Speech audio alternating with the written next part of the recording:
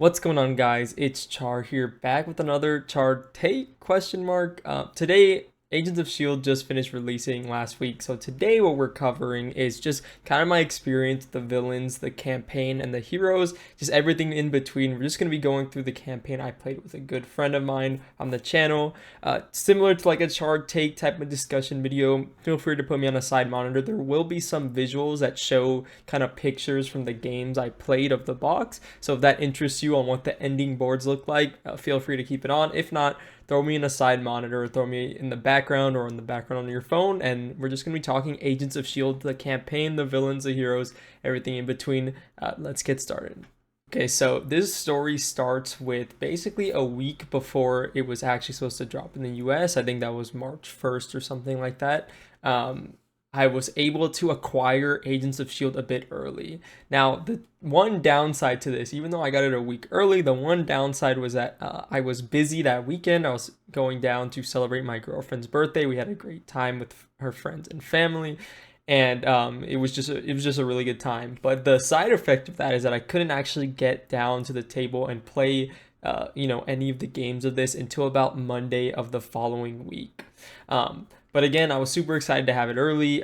I wasn't really planning on doing any testing. It was more so like, okay, I have it. Now I can fit into my schedule where I'm going to do this campaign expansion. Because usually when I get a new box, the first thing I try to do is sit down and do the campaign, whether that's solo or someone else.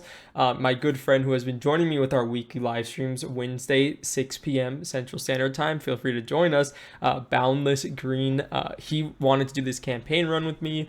So we were able to go ahead and start a couple days before the release on Monday to sit down and start this campaign. He decided he wanted to play Maria Hill. I didn't really have a big preference. I knew I'd probably like Maria more, but if he was more inclined towards that hero, I was fine with playing Nick Fury. Again, it didn't really matter to me. Super excited for the box, and I wanted to get playing. So we'll go ahead and go to the first game we were able to play in the campaign mode, which was against Black Widow. Now, before going on to the specific of what's going on the screen here and the board state and whatnot, because there's a bit going on, what I will do instead is let's go ahead and talk through what I thought about Black Widow as a scenario as it pertains. Again, I've only played these in the standard campaign mode using the pre-con deck. The only changes I made to Nick Fury was I added double resources, which, made him a lot more fluid, obviously. And it was a really good thing I did because it's going to be something that I'm going to talk about probably at the end, discussing the campaign in general. So for Black Widow specifically, I think that as the first villain of a box, she was scary, but she definitely wasn't that bad, especially because like her starting attack is just so low, if I'm not mistaken. She has like a 2-1 stat line on standard. Of course, it's the first villain in a box. It's not supposed to be super scary, but the thing about it was she actually put a lot of threat pressure on the board because when you her threat increases every turn based on her stage number. So although it was increasing by the normal amount on stage 1 or like on standard mode, I could definitely see in higher difficulties it going up 2 per turn and even 3 per turn to kind of like really put you on a timer where when you knock her from that stage 2 to stage 3, you kind of just want to like burst her down like you would like a Venom Goblin or something. Obviously, she's not going to have as much variance or swing as high as a Venom Goblin or anything like that, but it's just something to keep in mind. I think her gimmick of like hitting her, removing a threat, and then seeing if a preparation stops your attack or she attacks you back or summons a minion, I think that stuff is really cool, especially if you're a hero that doesn't have good thwart. You could kind of struggle a bit. She might be tanking some of her attacks with her guard minions. She might be attacking you back, stunning you. There's so many nasty things that could happen if you're not keeping that threat in check. And I will say, after playing all 5 villains in this box, she's like the most normal villain, and you're going to see what I mean by that, I think, very soon when I continue going through these images and talking about the scenarios. She has like a stage 1, 2, and 3, when almost every single other villain in this scenario has like an A side and a B side for standard and expert, maybe an A1, A1, A2, B1, B2. There's no like traditional villains, so to say, in this box other than Black Widow, which I think if you're trying to lean people and learn the game and a starting scenario, I think having that traditional villain design is really good to fall back on. I thought it was a good scenario. I don't really have a rating or anything for it, but it wasn't bad. I like it as a first box villain. It was solid. Now let's talk about like how our games went specifically. So for the campaign mode, the biggest campaign mode change is that you get this this shield director encounter set in every single scenario rather than just the last one, which I'm going to be censoring the name of the last scenario because I think it's fun and thematic, and like even the rule book for the booklet does it, so you don't know who it is until you actually face them. So if I slip up, I hope I don't, but that's usually only for the 5th scenario in this box. But what the campaign mode does is like, no, it makes this kind of sprawling epic of trying to figure out who the mole is in the shield board throughout every single scenario in the campaign. Now, we read the story and like the mole plot isn't brought up immediately in the first scenario. There's a bit of thematic dissonance there, but other than that, it was just really fun. So essentially what these do is just 3 different environments. It's the Chief Medical Officer, Chief Surveillance Officer, and Chief Tactical Officer. They kind of correspond if you look at the colors on their card. The Chief Medical Officer is green, the Chief Surveillance is yellow, and the Chief Tactical is red. You know, it kind of reminds us of Med Team, Surveillance Team, and Tac Team. And what they do is very similar. So they start off with 2, I think they start off with 2 per player, or no, I think they just start off with 2 counters normally on them. And if they get to 4 counters, they flip over and turn into an attachment on the villain. If in expert mode, they change at 3 counters. So they all started at 2. And what they do as a hero action, you can either spend double mental, double physical, or double energy resources. And they do a variety of effects. A Chief Medical Officer is able to heal 1 damage from a friendly character. The Surveillance Officer can remove 2 threat from a scheme. And the Chief Tactical Officer can deal 2 damage to an enemy. These aren't thwarts or attacks, so they do kind of get around those aspects of the game. And yeah, so essentially what it kind of introduces a bit of extra challenge to any scenarios they're in, because they're kind of resource sinks. You can sort of ignore them because I'm going to be honest, on their flip side, the effects that they get aren't too terrible. But for the campaign specifically, you really can't ignore them and let them get out of control. The reason being, if one of them flips over, it stayed flipped over permanently for the entire campaign. And when one of those cards flip over, on its kind of like revealed side or like its traitorous side, it gives the villain either like a boost to their thwart or a boost to their attack or what have you. But the other thing that it has a line of text where if there are 3 environments on the revealed side, which is, you know, their side where if they have too many counters that they flip to, if you have all 3 of them on the revealed side, you lose the game. So for a campaign like this, you really want to keep them in check, and it does kind of keep your player turns in check. They are resource sinks. You do have to spend 2 resources to lower these counters, and there's also a very nasty... In addition to the 3 kind of Chief Medical, Chief Surveillance, Chief Tactical, there was 3 really nasty treachery cards in the deck that are called, I'm blanking on the name right now, but it's like aim something. They're extremely nasty cards for the campaign. Basically what they do is that they're a treachery where they put insight once, they put a threat on the scheme. They have a when revealed ability where you either have to spend X fist, X mentor, X energy resources, and for each of those that you spend, you can prevent 1 counter from being placed on an environment. If you don't spend any resources, that 1 treachery puts 1 counter on all 3 of them. And again, they flip over at 4 or 3 if you're playing in expert mode. So it's just a really bad, like, kind of...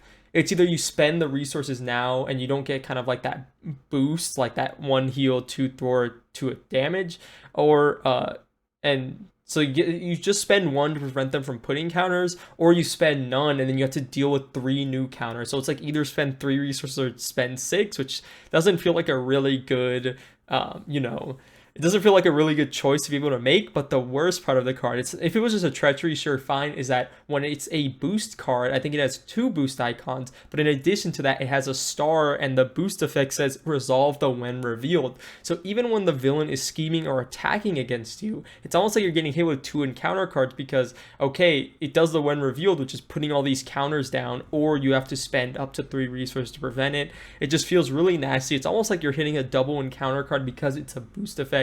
It's really nasty. You don't want to see it. But the thing for me is that I think my teammate Boundless can sort of corroborate this. In almost every single scenario, I got hit with it every single time. We would go through the entire encounter deck, and I would get it either as a boost or I would get it as a treachery. There's 3 copies, and I would hit it every single time. So my turns were just kind of like kind of not as good as they could have been, because there's so much resource thinking I had to do to stop these counters from going up, because of course we want to succeed in the campaign. So if we look at our ending, win here, finally, that was a long-winded way of explaining kind of the campaign mechanics.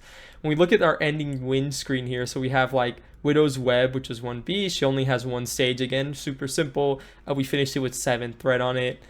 We were able to knock her out. If we look at my friend's setup here, he's Maria Hill. He had all the command teams down. He had the Iliad, the support squad, the Pericles, and the Bellerophon. So 3 out of the 5 big helicarriers. You had the shield director, a decent HP pool. For me, I had this, Sky Destroyer, Safe House, my flying car, which is already I had 4 counters on my, 4 threat on my suit. I had my secret agent, my watch, both of my, both of my support cards, basic support cards, a ton of treacheries or preparations on the board. It was a pretty clean win. I think in terms of just getting used to how these heroes play, and like how Maria plays and how Nick plays, and dealing with that kind of like assault suit, stealth suit thing, I feel like she was difficult, but it was mostly because we were kind of getting used to it rather than any inherent difficulty from the scenario itself.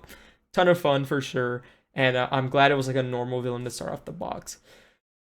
That being said, we very quickly get into what I would describe as non-normal villains, and the scenario that exemplifies this is Batroc. So we played Batroc on standard, and if I had to describe him kind of very roughly, he's kind of like a very MODOK, Unis, Collector 2 type of hybrid. So I'll kind of explain those. So for the MODOK side, you're kind of doing this tango where you don't want his counters to get up high. For MODOK, it's like the rating counters. For Batroc, it's this alert level. So basically, if there's 4 per player alert on, the quiet side, it flips over to this ringing side. And then on the ringing side, what it does is it gives them +1 scheme and attack. And it has that same sort of condition where if it gets 4 per player alert counters on it, instead of flipping over, we lose the game. So it's pretty scary. And the way that, the way that the alert level goes up is kind of that Unis kind of gene pool sort of punishing with blocking with allies type of deal. As a force response, if a character is defeated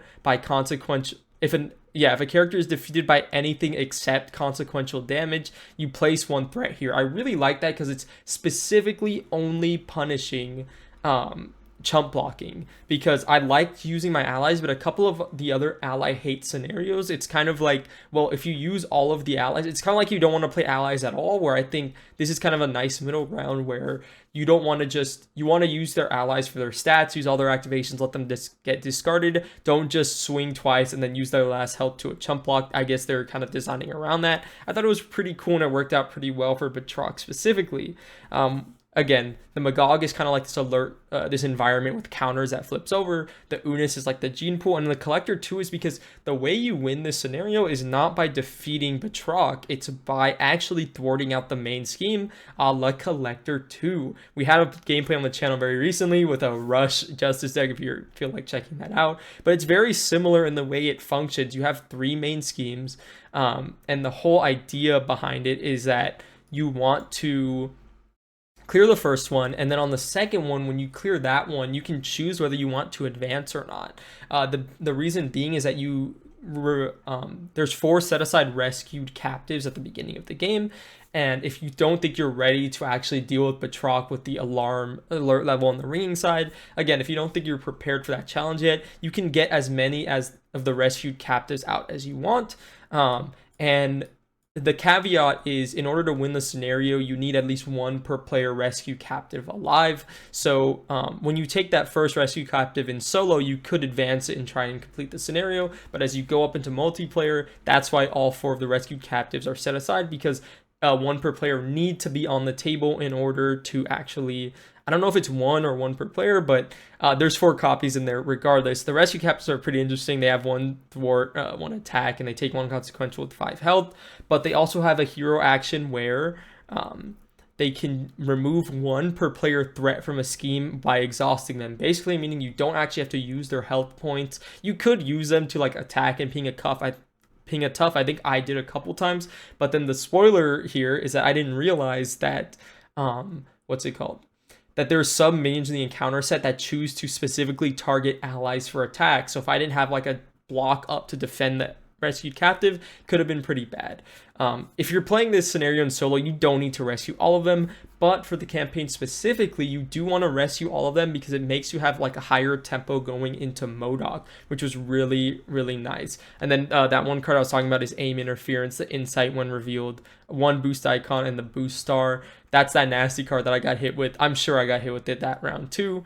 Take that for what it is worth. I thought Batroc was pretty cool. I thought he was a bit easy on standard. The only reason being is that you don't want him to attack either, because whenever he attacks in general, he places 1 threat on the alert level, and you don't want that to flip to the ringing side any earlier than it has to. When you go from stage 2 and stage 3 to the main scheme, instead of, it will flip the alert level to the ringing side, but if it's already on the ringing side, you get encounter cards instead. So you definitely want to leave it for him to flip it himself rather than having it flip early. But yeah, the reason why I didn't think Batroc was too hard on standard is because his scheme is extremely low and his threat threshold isn't that menacing. It's 18 per player. Well, he starts off with high threat, but like obviously on the last one it's 18 per player, but he has really high threat thresholds. You can, for the most part, as long as you have some thwarting or some threat mitigation, he's not going to be scheming out the main with 1 on standard. But we can kind of go over this this game right now. I do like the idea of having another resource sink here. So like the alert level, you can like spend 1 resource. It's not limited once per turn to lower the alert level to make sure it's not on the ringing side until you get to that stage 3. But an issue, and not really an issue, but something I saw that was kind of interesting when I was going through the campaign is that, okay, so like the scenario itself has like a resource sink mechanic, but every single time we go into the scenario with these Shield Executive Boards modular sets and these Aim Interference cards that get reset every single time, is that there's a ton of resource sinks. So now instead of there just being 1 resource sink, there's 4 in this scenario. And all of them, you know, the chief, surveillance, and tactical, all the officers, they kind of only correspond to the campaign side of it, where you don't want to actually lose the scenario itself, but you do want to kind of keep the campaign in check. I thought it kind of made it a bit more challenging on standard, which is interesting. On expert specifically, I think that this campaign might be pretty difficult. I'm not saying like Galaxy's Most Wanted level or anything, but you have to pick heroes that have a ton of resources to just throw around and keep all of these things in check. If we're looking at our ending kind of board here, we have, what's it called? My friend had 2 rescued captives. I had 2 rescued captives. I think in this one, I did reveal Shadow of the Past because I do have a Leviathan soldier engaged with me. You know, I had my practice plan to get all my preps back. I had basically my whole, I think this is literally every single preparation in the deck. We had the safe house. We had my flying car. No counters on my assault suit. We're still on these 3 helicarriers. I think these were the 3 most used ones we used in almost every single scenario. The Douglas gets a special shout out in 1 scenario, but it's not this one. And then we have, Shield Director and then frontline organization or front organization. Batroc was fun. He was a bit difficult. He was a bit challenging. Nothing too out of the ordinary. Again, we're pretty decent players, and we were playing on standard, so it shouldn't be anything crazy or not able for us to conquer. So we're going to move on to scenario 3 here. This is one of the only plays that I didn't manage to actually remember. Not that I didn't manage it, I didn't actually remember to take a picture of. We had just come back. So these 2 games we did on that Monday, and then this past Sunday is when we completed the rest of the campaign on standard. We just sat down and cranked out the games for like 5 hours. It was a ton of fun. We just had a super good time doing it. But in all the heap of the excitement, we had MODOK, and I didn't forget to take the picture. And I think the main reason is that we kind of stomped MODOK. On standard specifically, MODOK was not very difficult, even in the slightest. I don't really know why that is. I will get into MODOK in specific here in a second, but I don't know if it was a mixture of the campaign mechanics starting his alert levels on the holding cells kind of like 2 counters lower or something to that effect. I don't know. I don't know specifically what it was with MODOK. Let me try and bring up MODOK's cards real quick, and we can get kind of a visual going, because I would usually point out on this image here, but it is not actually there. Okay, so here we are with MODOK. I kind of brought it up on Hall of Heroes here. This is stuff from the pre-release of the box. Obviously, there's no scans or anything yet, but we'll talk about MODOK specifically. So this is what his villain card looked like in standard. He has Retaliate 1, and he has this Force Interrupt when MODOK would be defeated. If holding cell is in play, remove 2 locked lock counters from it instead, and reset MODOK's hit points to 10 instead. Otherwise, the players win the game. So the whole idea with MODOK is another similar scenario where kind of like Batroc is like he wanted to free these kind of like rescued these rescued captives that AIM had abducted. MODOK is kind of similar, but instead of just being like normal everyday like citizens, these are like inhumans, so like they have powers and whatnot. He's doing tests on them to kind of take their enhancements and power up kind of like his own minions, kind of like a Zola mutate type of deal. But I would, even though the scenario was kind of like touted in the pre-release, that's like kind of similar to like Zola, I didn't think it was super similar to Zola because I think he has a ton less minions in the deck, but I'm not really sure what I would refer to it as. I do really like the callback to MODOK just having permanent retaliate. As you know, the Doomsday Chair is a modular set in the core set, and MODOK is in there and he has retaliate too. I really like that. It's really cool. I do like the theming and the mechanics of this. So the whole thing that MODOK revolves around is kind of these adaptoids, where you start the game with one of them in play per player, and then he has a star where it says check the adaptoid environment modifiers to these values. I like this little, usually the star indicates that an effect happens, but I like this little reminder just in case people forget. And when they're defeated, you remove one all-purpose counter from an environment. As a boost effect, it's pretty nasty. It's 2 boost icons and a boost effect. It says after this activation, shuffle adaptoid into the encounter deck. Now, I'm not sure if I misheard this or my friend misheard this or what it was. Anytime that this boost effect came up, I think how this actually works, since it doesn't say shuffle this card, it just says shuffle adaptoid. It means every single one in I think it means, I'm not actually sure if it means this card specifically.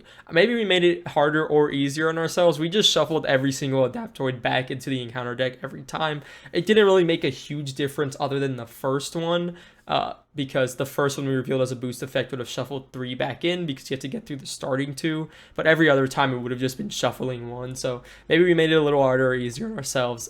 Don't quote me on how that actually works. I wasn't trying to fret about the rules too much, at least going through it the first time. But the whole idea is that MODOK, you're trying to race him to free the Inhumans while he's trying to race to get all these upgrades onto his adaptoids. So for example, this is an example of one of the environments he has. It says each adaptoid gets +1 scheme, gains insight 1, and also gains the aerial trait. And it says they fly now, which is pretty funny flavor text. And so how this interacts with MODOK specifically is that his main scheme has really low threat threshold. We're hitting Rhino levels. I think it's 7 per player. But the thing is, when he schemes out, he doesn't actually, when he schemes out, he doesn't actually win the game. What he does is he reveals another one of his environment cards. There's 4 Inhumans you have to rescue, and there's 4 environments in total. And kind of like the environments line up to the powers of the Inhumans that you rescue. For example, this is the Flying Inhuman here, where it says, as a response after this ally thwarts, remove 1 threat from another scheme. You can tell this guy's really good at thwarting. That's why the Flying upgrade environment makes these adaptoids have better scheme stats, which I think is pretty fun and thematic and cool. So yeah, MODOK is going to want to get all these environments out, and he does that by popping his main scheme over and over. And then if there are no more environments he can reveal if he pops the main scheme, then finally the players lose the game. I was going to say, So this is another scenario where when we look at the holding cell here, this is another scenario where it's going to have this similar problem, and you're going to see, I hesitate to call it a huge issue in general. It's going to have this thing where you have the shield executive resource sinks in the game. You have all 3 of them. You reset those aim cards every single time, which makes it really, you have to put a ton of resources in these cards throughout the course of the campaign to keep them in check. But then you also have another scenario where there's a resource sink built into its primary mechanic. If you look at the holding cell here, it enters with 2 per player lock counters, and it says when the last lock counter is removed as a force interrupt, you flip the card over and you put the ally into play under any player's control. And as a hero action, again, I like that a lot of these aren't limited once per turn. You can spend a wild resource or 3 resources of any type. The 3 resources of any type is on every environment, and you can remove 1 lock counter from there. So in order to defeat MODOK, we need to get rid of all these holding cell environments. And then we look at his actual villain card. It says, when MODOK would be defeated, if a holding cell's in play, you remove 2 lock counters. So it is pretty cool that you can actually kind of beat him down and remove those lock counters rather than just doing a resource dump. But then if there's no other environments to play, the players win the game. So unlike Batroc, where you can't like defeat him or win at all, you just kind of have to escape essentially. MODOK, you actually can defeat him. You just have to rescue everybody first. It's kind of similar but also different to Batroc. The main reason why is that what's it called? I'm looking at my notes here that I had for MODOK specifically. I'm not actually sure what that last note said, but MODOK is interesting because defeating him is a primary part of his mechanic. You can try to have like a really resource efficient deck and get all the allies out, and cool, that's really great and cool for you. But the problem with that is specifically MODOK's gonna get these really nasty attachments. Some of them give him extra, they don't give him an extra activation, but some of them like heal him, some of them give him extra attack, some of them give him extra HP, some of them give him stalwart, which I think is a really nasty one to hit. And it's sort of like a Hela-esque situation, or maybe Apocalypse 1, where these attachments cannot be removed by a hero action. You actually have to defeat the villain in order to remove them, which can be kind of nasty because it's the Retaliate 1 and Retaliate 2 if you're playing on Expert mode. I do plan on playing all these villains on Expert mode in the coming week very shortly, and maybe we'll have another follow-up video to see what I think about these scenarios outside of the campaign aspect. That being said, I was kind of complaining there's a ton of resource sinks in this scenario. The allies you get from the holding cells are extremely strong. If you look at this Flying Inhuman, he does 2 thwart and he removes 1 from another scheme. If you look at Sarah Garza, she gets overkill and ranged. She has a 2/2 stat line. These are, as long as you're spending these resources, you're essentially paying to put these allies on your board that then again help you to kind of, maybe you wouldn't want them to defeat MODOK, but what you want them to do is maybe deal with kind of the adaptoids on the board or any other threats or side schemes that are out and about. And you kind of just use all of these really strong allies the scenario gives you by playing into its primary mechanic in order to kind of defeat MODOK. If you're fast enough and your deck is efficient enough, a MODOK might not get a single attachment. You rescue all 4 allies and then you just hit him for 10 damage on standard, or I think it's 12 or 14 on expert for the win, and it was really fast. That being said, even though I think the scenario was kind of like easy, I thought it was going to be really like Zola level hard, maybe in like, 1 player, 2 player. It was not anywhere near that in my initial play, but I will give him a couple more plays. Even though it was easy, I still found him fun. I thought the theming was really cool and fun, and I had a ton of fun playing this campaign. What can I say? So we're going to go ahead and move on here. So we're going to move on. This was Batroc, and now we're going to move on to the 4th scenario, which this is the one that I personally touted myself as I thought it was going to be my favorite, and we're going to see how that stacked up. I thought it was going to be my favorite, with all the reveals and the pre-release hype. This is the Thunderbolts or Citizen 5 scenario, Citizen V scenario. I'm going to call it the Thunderbolts because that's essentially what it is. So this scenario was a ton of fun. The whole kind of gimmick behind this scenario is that gimmick 5 is kind of the leader of the Thunderbolts, but in order to actually defeat him or fight him in any meaningful way, you have to defeat the Thunderbolt minions that you set aside randomly at the beginning of the campaign. So for example, what it would be is that you pick, I think it's 1 per player. You do 1 + 1 per player Thunderbolt minions, and you put them into play, or like you set them aside randomly, and then you I don't remember the setup specifically. The setup was definitely a bit for me to wrap my head around, but I do know that we had to defeat at least 2 Thunderbolt minions in order to effectively deal with Citizen 5, but 3 is kind of the magic number, and there's a couple of reasons for that. So you set aside 3 at the beginning, at least in 2 player. I think in 4 player would be 5, and then in 1 player would be 2. The problem is if you have a Thunderbolt minion engaged with you, it says when Citizen V would activate against you during set 2 of the villain phase. If you're engaged with a Thunderbolt minion, Citizen 5 does not activate and heals 4 damage instead. So he has 12 per player health on standard, so that goes up to 24 health in total on expert. You're like, oh, that's really easy. Again, this is an atypical villain where he doesn't have a stage 1 and a stage 2. You only have to defeat him 1 time, but then he has this top part of his card which says Citizen 5 cannot be defeated unless there's 1 per player Thunderbolt minion in the victory display. So even though the most surefire way to knock out Citizen 5 is to kind of deal with all the Thunderbolts, because even though you only have to defeat 2, as long as you're playing in 2 players and there's a Thunderbolt engaged with someone, he's just going to be healing 4 every turn. If he gets an extra activation that goes up to 8, it feels kind of like you're battling with like you're battling a losing battle because he's just constantly healing. But if you have, if you're a deck that moves like that, you could easily knock out 24 damage in a turn. There's a ton of decks in this game that can do that, especially on standard. On expert, it's probably a lot harder and it's a bit higher health requirement. You don't necessarily have to knock out every single Thunderbolt. You can knock out the requirements that it says in order to defeat him, and then you can just win the scenario by doing that. If you look at the main scheme, it has a pretty high threat threshold, I would say, and it says each Thunderbolt minion gains guard, which is another really kind of, hurting factor for trying to rush him down by defeating only the minimum number of Thunderbolts. And it has a force response after a player attacks a Thunderbolt minion, that minion engages that player. So there is some sort of shenanigans you can do where if your big DPS person is stuck behind like a guard Thunderbolt minion, you can kind of ping them for a damage, have them engage you, and then go for the kill on Citizen 5 if you don't actually defeat all the Thunderbolts. For the purposes of the campaign, as usual, you want to defeat all the Thunderbolts because any of the ones that you didn't defeat actually came to fight you in the next scenario. Citizen 5, or Thunderbolt scenario, I think that dealing with the individual bosses were really fun. I do like that they would jump around, between different players. Again, if Thor is eating good with the scenario in specific, because he can constantly make these Thunderbolt minions engage him, which lets him draw 2 cards. I'm sure there's going to be a ton of fun Thor plays with the scenario in specific. But that being said, he does also have he has a couple of copies of a really nasty card, which is like, it's kind of like this sort of like Undying Spirit card. I'm forgetting the name right now. Essentially what it does is when you defeat a Thunderbolt minion, they go in the victory display. But if he reveals this treachery, what it does is it looks in the victory display for any Thunderbolt minions. It revives them with like 5 health left. And then, they just get put into play. I don't think they activate, but they get put into play against you.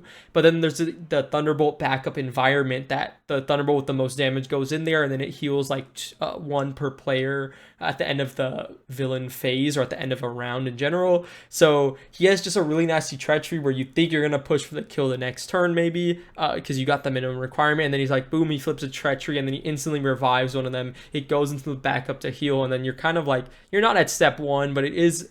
I do like that the scenario kind of fights back a little bit, and it actually deals with the victory display in a really unique way because it pulls them out of the victory display. I don't think there's been any kind of other mechanics in the game that have done things like that. I think it's a really cool design space, and I'm interested to see what they can do in the future. That being said, I don't have a ton of actual criticism on the difficulty of the scenario because, again, and this is something that I found with the end of the standard campaign, and I guess this is a thing with campaigns in general, where once you kind of have all the buffs rolling and kind of like the initial starting conditions aren't as bad as like kind of the boons you gain from doing well in the previous scenario. This scenario is super easy, and the reason why is that we got one specific evidence card in kind of this clue document. I guess I didn't explain that at the campaign. We'll go over it at the end. But when you get these evidence cards as you're going through the campaign, they have setup abilities to search a card in your collection to put it in your deck, and then you can put a threat on the main scheme in order to add that card from your deck to your hand. So it just so happened after we defeated MODOK, the setup ability we got was search for a protection upgrade to be able to attach to an enemy. And again, I'm not going to beat around the bush here. There is one specific protection upgrade that we searched out. Let me see if I can go ahead and find it here. There is one specific protection upgrade that is extremely, what's it called? One specific protection upgrade that is so good, and it trivializes minions specifically, which the Thunderbolts are. Again, here it is, pinned down. It came in the Cyclops pack, and it says attach to a minion, max 1 per minion. Attach minion gets -2 attack. The fact that we got the perfect timing to search the collection for a protection upgrade, and it was instantly the scenario that dealt with minions the most.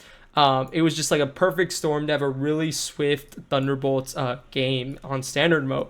We didn't even finish a complete deck cycle. You could see the size of my friends, the deck size of the cards remaining in deck there. And for mine, I think we did it in 3 to 4 turns, that we just kind of completely defeated every single Thunderbolt minion, and then we just hit Citizen V for 24 damage, and it was so easy. We didn't have to worry about the Thunderbolt activations because even though they're all villainous, when you're hitting for -2 attack, especially because there's no like standard or expert mode of the Thunderbolt minions, most of them don't have above 2 attacks, so they're hitting for the base of 0. We weren't defending or anything. We were just taking all the attacks and then just dealing with the threats as they came.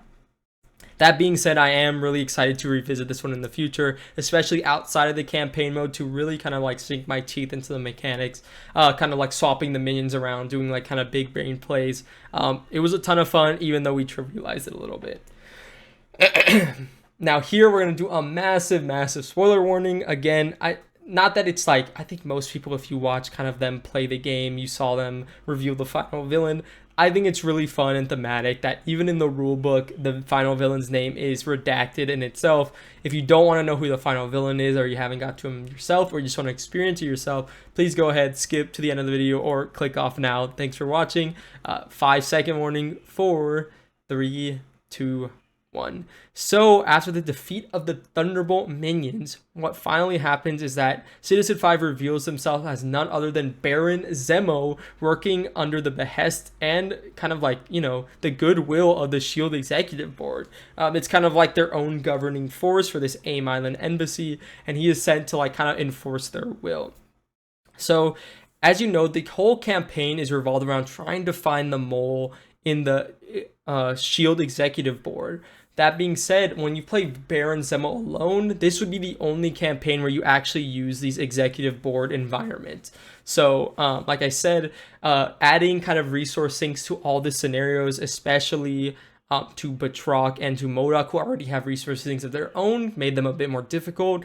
This is the complete opposite. Because we've been playing with these resource sinks the entire game, this made the scenario way easier, kind of similar to the Thunderbolts, even though it wasn't because of the upgrade. It was much easier because of the campaign mode in general. The reason being is that the counters on these SHIELD kind of environments carry over from one scenario to the next, kind of as a coherent part of the campaign. You're trying to find out who the mole is throughout the whole thing. So when you fight Baron Zemo normally, usually all of them will start at 2 counters, but because we had a really good job at keeping the counters low throughout the entire campaign, they all started at 0 in this campaign. Baron Zemo is really weird to describe how he works. It's kind of like playing a game of Clue, and I guess I'm glad I saved this mechanic until the very end. There's 6 evidence cards, and 3 of them correspond to the mean, 3 of them correspond to the motive, and 3 of them correspond to, I forgot the last one. You have to find the mean, the motive, and the something of one of the executive boards to find out who the mole is and why they did it, or like a whodunit. Basically, is extremely reminiscent of the Clue board game, classic board game. It's like in the conservatory with the wrench and it was Professor Plum, that type of deal. So at the start of the game, when you would fight Baron Zemo, you would set these, these 3 separate distinct categories aside. You would pick one of them from each category at random and put them in kind of like the Clue whodunit envelope. The other 6 go in the SHIELD envelope, which you uncover throughout this scenario in order to find out who the mole actually is. On his main scheme 1, if one of these 3 environments have no counters on them, you're able to put 2 counters on it, and then reveal 2 cards from that SHIELD envelope to figure out, okay, start crossing out who it can't be, who the mole can't be. On the campaign specifically, you only remove 1.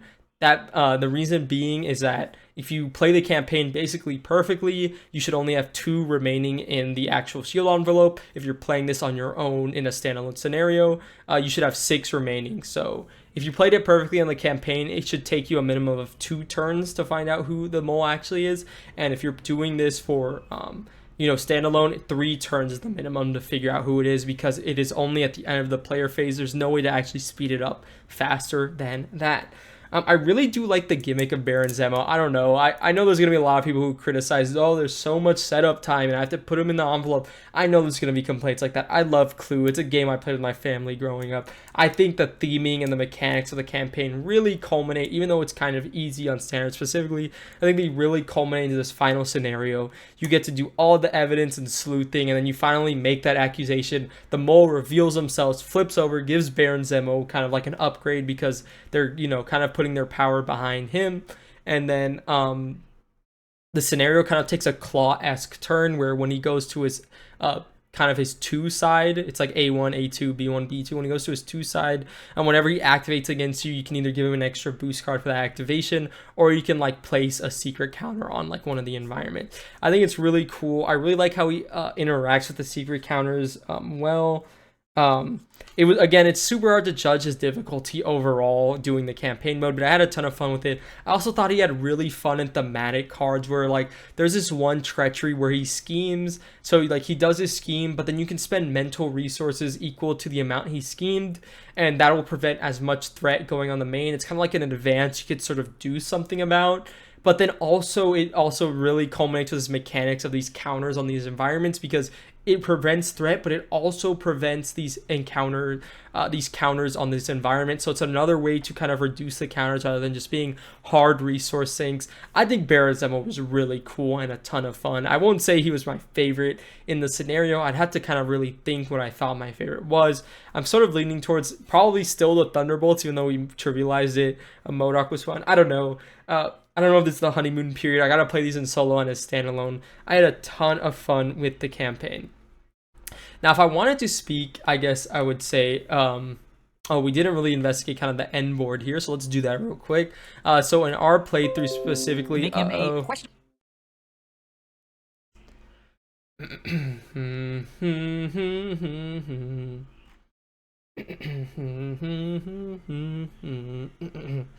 Okay, so I didn't get into my playthrough specifically, but when we're looking at this here, so in our playthrough, it was the chief surveillance officer who was the mole, and as you can see, it attaches to the villain and gives him +1 scheme, which is really scary because he already has a base of 3. It says, force response, after a secret counter is placed here, place 2 threat on the main scheme. Zemo, I won't say his threat threshold is high, I won't say it's low. This is like about average for like a villain, right? Like 12 per player. So he has a when revealed, flip the mole to his attachment side and attach the Baron Zemo, and then it gets 1 threat per player for each secret counter on on each board member attachment. So it would have added 6 threat here if that's how much it had. It's pretty scary if you're not keeping those secret counters in check. That's why once you have all the evidence, you don't have it doesn't force you to make the accusation, so you can build out a bit more, which might be a bit of a negative because it's a bit gameable in a way, but I think it's just a fun scenario. I don't think he's anything crazy or anything like that.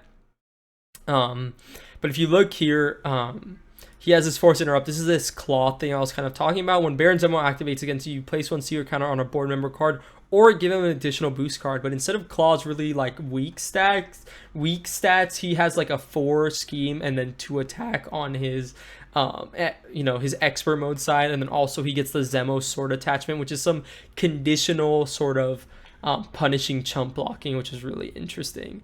Like you said, we had all our encounters off of this. I had a pretty good setup going. I had a concentrated fire, I think, for the win. I had my, my shield supports here, my flying car, my resource gen, plus intelligence analysis, which I think is one of the most crazy encounter card or treachery cancels in the game. We had my suit, the Sky Destroyer, and then, we have Melinda May. We had a bit lighter of a helicarrier lineup here because we really did just want to push to get this game done and dusted. I think the Thunderbolts specifically, I forgot to mention, I said the Douglas would make an appearance earlier. The Thunderbolts scenario, I think we had 2 straight turns of them only putting side schemes on the board, which is probably why we were able to rush it pretty well. And the Douglas got so much use. My friend, he would do the Douglas, put a counter on it, and then he would like do, I think on the double is the one that readies a shield support to the cost of 6 or less.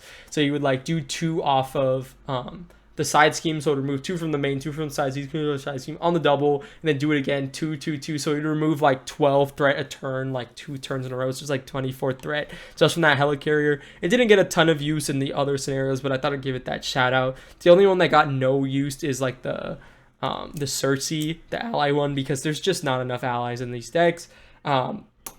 And yeah, that was kind of the end. Long-winded way. This super long video. I didn't realize how long this was going to be.